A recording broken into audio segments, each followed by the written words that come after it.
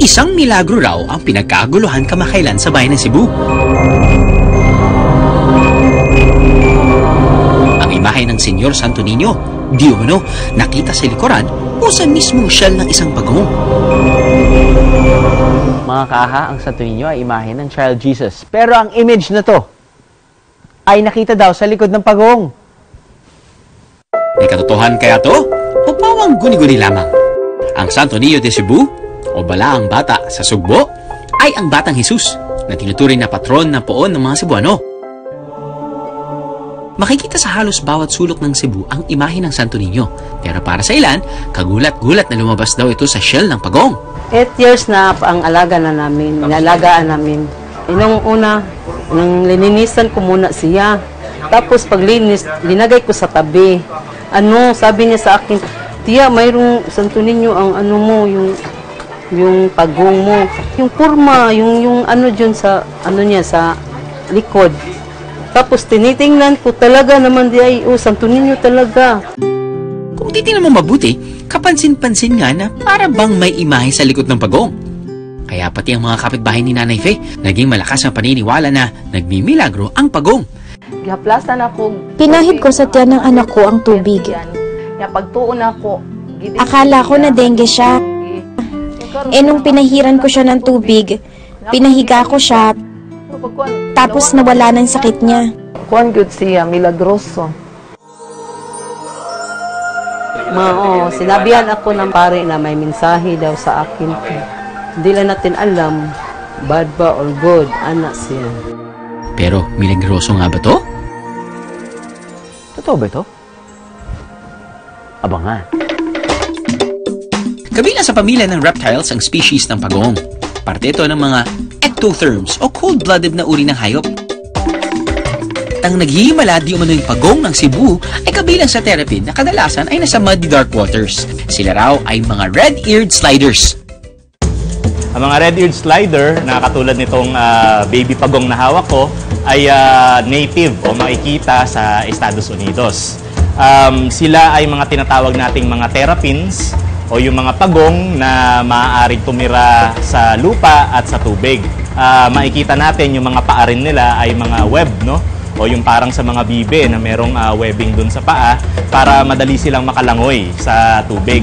Tinawag itong mga pagong na to na slider kasi every time na makaka-feel sila ng threat, no? Kunwari nasa ibabaw sila ng lupa at nakaka-feel sila ng threat, immediately magsislide sila dun sa tubig. Bukod sa pag-slide sa tubig, na kanilang natural defense mechanism, ang kanilang shell ang nagsisilbi nilang panangga o shield sa mga parating na prey. Hindi rin sila makakagalaw ng maayos kung wala ito dahil may mga konektadong mga buto sa bawat shell ng terrapins. Tinatawag na carapace ang tuktok ng kanilang shell at ang ilalim naman ito ay ang plastron.